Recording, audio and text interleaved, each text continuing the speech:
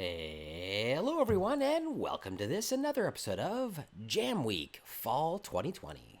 My name is Kasanis. All right, guys, I have been moving along with my game. It was an interesting day. I spent a fair amount of time on it. It's pretty late right now, but I got a lot of stuff done, which is nice. I didn't have the full day. I had to spend some time with my students. I began well after the launch, putting together that video and what have you. But I actually spent a number of hours on the game, and I think it's turning out pretty darn well. I'm trying to follow along with the ideas that I gave my students as far as the schedule is concerned. I really wanted to go through and kind of decide on the core mechanic and the core game loop for my game, and I wanted to put together a prototype of some sort. So let's talk about my idea first of all. I took a little bit of time and I really thought about what I wanted to make. I knew that I was going to make a multiplayer game, and I decided that a number of days ago. I wanted to try something that I had never done before, and I've never made a multiplayer game. I've never coded it anyway. So I thought that it would be a good idea to try something new out. So I put together a multiplayer game, and a few days ago when I actually decided to do that, I simply went through the Photon. I'm using Pun2. I simply went through the Photon demo tutorial they have there, and the first time I went through it, I literally just cut and paste everything. I went through it very quickly just to make sure it worked. Today, I basically redid that tutorial, trying to figure out what everything did rather than just simply slapping it all together. I tried to kind of follow along very well and understand precisely what was happening. And again, it was about removing the stuff I didn't need and adding the stuff that I wanted to the game. So I think it's going pretty well. Let's talk about my concept first of all. I decided it was going to be 2D. Easiest thing to do is 2D, so I knew I was going to do a 2D game. What I ultimately decided to do is a 2D multiplayer hide and seek game. And what is that? It's like a tag kind of game, I guess. The reason why I decided on this game, a few days ago, students and I were playing Among Us, and they wanted to play a variant of Among Us. And in that variant, which they called hide and seek, the imposter is known to everyone, and the imposter is allowed to just kill as quickly as they possibly can. And as a crewmate, you weren't allowed to report any of the bodies you found. Basically, what you had to do is you had to try and stay away from the imposter, finish your tasks, and if you finish your tasks before the imposter killed everybody, then the crewmates won the game. Otherwise, the imposter won the game. The imposter has a reduced vision and moves slower than the crewmates. And the crewmates have maximum vision and maximum speed. So that was the version of the game that we played, the variant of the game that we played, and everyone seemed to really enjoy it. So ultimately, I decided to use that as the base for the game I was going to create for the jam. Very similar in nature. It's going to be humans and zombies. One person is the zombie, and that one person is permitted to go about killing the humans. And when a zombie kills a human, then that human then becomes a zombie. So there's the death is not the end theme that I've gone with. So that's really what I wanted to do, and the play continues with until all the humans are dead. The last surviving human, it says, "Oh, he's the winner." That's kind of what I've decided to do there.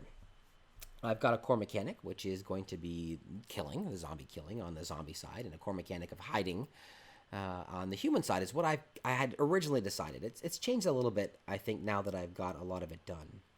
So anyway, that's the ideas that I've had, and I had only the one concern about multiplayer. I didn't know it well. I still don't know it well. I don't think I could do a tutorial or anything on it, but I'm able to I'm able to Frankenstein it together. It's coming together, I think, okay. Really, let me talk about the beats. So after I decided what the game was and I looked at my concerns, I decided the beats that I needed for the particular game. Overall, I'd like the player to be able to choose an avatar, so we have multiple avatars, I'm hoping. I want the player to then be able to enter a name for their character or for their player. Then to be able to either to join or create a room, depending on what options are available. So if there's a room they want to join, they can do so, a private room. Otherwise, we're going to stick them into a random room. I'd like the players then to enter into a lobby, kind of this holding zone, and then for the master client to be able to start the game once everybody has joined. Afterwards, there's going to be one player who's randomly chosen as the zombie, and then we'll restrict the zombie's view. We'll kind of do a little celebration. Yes, you're the zombie kind of thing. We'll restrict the zombie's view, and then the game will begin. The zombie's going to be allowed to permitted to kill at a short distance. through a click, and every time they kill, then they are going to be having more people on their team. So I kind of defined the minimum product that I want to be able to create. If I the minimum viable product that I have to create in order to be successful, in my opinion, successful at this jam. I'd like to make a multiplayer game that auto joins a random room when a play button is clicked. I would like at least one human and one zombie avatar. I want the zombies to be able to kill the humans and a human become a zombie. I want play to continue until all the humans are turned. And the end game screen will then show, telling the winning human who they were and how long they survived. Now, I had a couple questions there. Time alive or collected goods. I wasn't really sure exactly how we were going to end that game yet, and I'm not too worried about it just at this point in time. Systems. I started putting together some ideas for systems. I need to be able to have a multiplayer system so players can join the game. I need to have an initialization of the arena system where the players are randomly distributed across the arena, where a zombie is chosen. I need a movement system. I think right now I'm just doing WASD for movement and a button click for the zombie kill, but maybe we'll do controller support later on. I need some kind of visibility system so that my line of sight can be blocked depending on, so it helps the humans to hide. I need a zombification system that's going to allow the humans to change into zombies, give feedback to a human that becomes a zombie, and change out the avatar so that the human looks like a zombie. I've identified some of my assets. I need at least one human avatar. I'd like to have more. I'm considering doing full-blown characters with animation, but we'll see how that works out. Zombie avatar with a minimum of one as well, again with possibly animations. I need a lobby that's going to allow players to collect before the game begins, kind of like Among Us. I need an arena, at least one level, where the actual gameplay can take place. I need audio, lots of different audio, so zombie grunts and growls and what have you, and I think that those are going to be used to help the players, the human players, figure out where the zombies are coming from. I think I'm going to make them into 3D sounds so that we get this kind of like sound effect and we can hear where the zombies are coming from. I need several different UI screens. I need to have an avatar join screen game, join game screen. I need it like for the landing when you first come into the game. I need a start screen. I need an end game screen. At least those three different GUI systems. And that's kind of what I decided on. I'd worked all that out, and then I started doing my initial prototype. And it actually didn't go so badly. We're going to take a look at everything I got done in 1 second. I did come up with a number of questions at the end of day one. As far as my own personal testing was concerned, I tested on multiple computers. Obviously, I had to in order to be able to test the multiplayer system.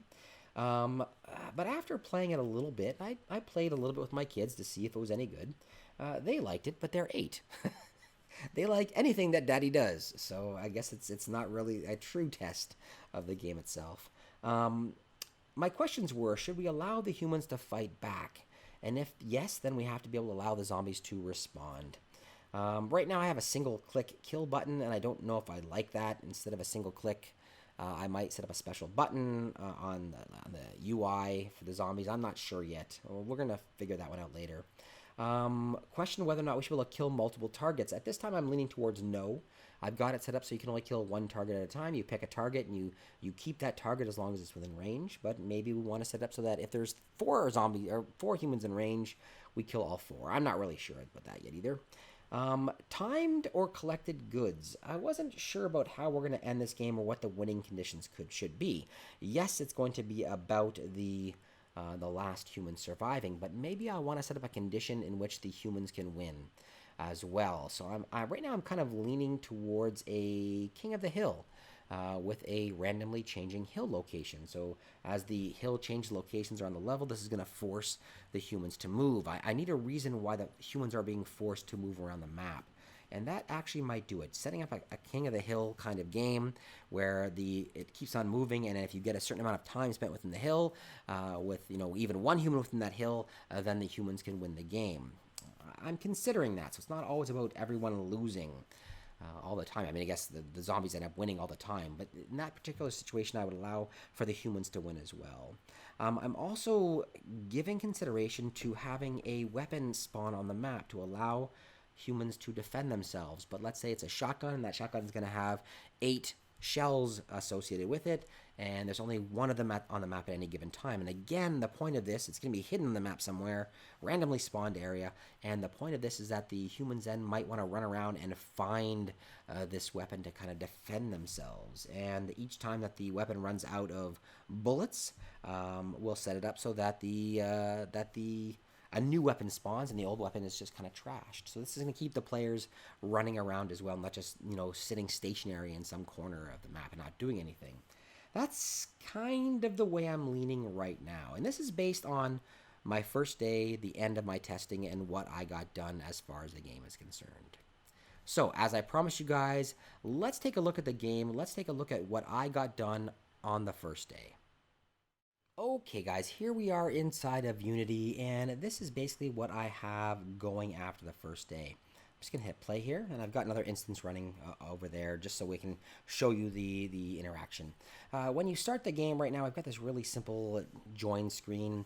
It lets you put in a name, and then it lets you hit play, and once you hit play, you are going to enter into a lobby. So here's our lobby, and I've got the characters set up right now so that this is how everyone looks. You're just a floating head right now, but you've got your floating head. You can move around. It's got your name on top. So this is how I got it set up. I also have it set up so that the master player can go to the master client. Is it called the master client? Anyway, the master can go to the door and they can hit exit, which I know is a little bit ridiculous, but this is my Left 4 Dead kind of reference. Exiting out of the safe house. Can hit exit to actually start the game once everyone joins. So I've got another instance running right here. Here's the other instance, and when you hit play, the character will again automatically join, and boom, there we go. Now we've got two different characters in place. So you can see that I've got the motion working. Now, working with Photon has been interesting. I haven't put a lot of effort into smoothing out the movement of the players, and you'll note that there is a little bit of there's nothing. You don't notice anything at all with your character inside of your own screen. But if you look over here, we can see that there is some additional movement that's occurring. Watch if I won't click over there. If I move this character around, you can see that there's a little bit of catching up and motion that's occurring inside of the other clients. All right, so I haven't worked on smoothing that out. I don't know if I'm going to. I did work on the blocking of the site. So let me just move this out of the way for a second and have this character here move down, and just watch what happens over here as we kind of block our site. There is a line that occurs. This is blocking our site right now, and if we move away from it, then we can see. All right, so it's not set up exactly right yet. I think that the problem, I think I have my array coming out of the chin. So I think the chin is what is where everything's coming from. So it's looking from chin to chin instead of from the center of the face, which I'd rather it do. So you can see that it doesn't work awesome as far as the alignment's concerned. All right, but if I move this character around again, we will be able to see people appear and disappear. All right, so we can see that occurring there, appearing and disappearing as we move around. All right, so I've got that particular system up and working. The visibility system is up and working. It does have to be tweaked, but I've got it working properly. The entire name and everything else disappears, which is great. Now, if we actually start the game, let me click over here again. If we actually start the game, so if I move into position up here and I hit exit, I know it's a little dumb to hit exit. If we hit exit, it's going to take us into this kind of fake map, and this is how it starts off. The zombies you can't see for a moment, and then it becomes red. The whole screen goes red. Once we're actually in the actual screen here, this whole screen goes red, and we can move about. All right, in exactly the same way. Let me just move this character. So this other character, you can see the other character moving around over there. I'll put the character up here just so we can see what happens. So let's say they're hiding up there. If I move upwards, I can move in nice and close, and when I get nice and close, I can simply click, and it automatically turns the other player into the zombie. All right, and it leaves like a little blood mark there. And now when we move around, and if I move the other character around here, it just leaves that blood mark where you died. There's a couple things I want to do, actually. I think I'm going to set it up so that every time you leave this blood splatter, it puts your name up there as well, maybe in a different color. Just so, if other players come along like, oh my god, look, Johnny's dead. That might be interesting as well. So they'll kind of know that other people have died. They'll see the blood splatter and they'll see who died there. So that's it. That's where we're at right now. I can actually turn everybody. It works with multiple people. I can have up to I think 20 people in a room, and it seems to be working just fine. That's it. That's where we stand. I do have to make a plan for tomorrow moving ahead. I do want to put together a level of some kind. I do want to make sure that some of the corrections that I've made here, like that, like I said, the blood over the name over the blood, that kind of thing is in place. I do want to start considering art of some kind. I didn't mind how my lobby looks, and if we take a look at, I'll just stop this and we'll take a look at that lobby again. I'll just hit play here. I kind of like the art of the lobby itself, so I might go with this art style. I threw this together really quickly. I'm thinking maybe my first level is going to be a warehouse of some kind.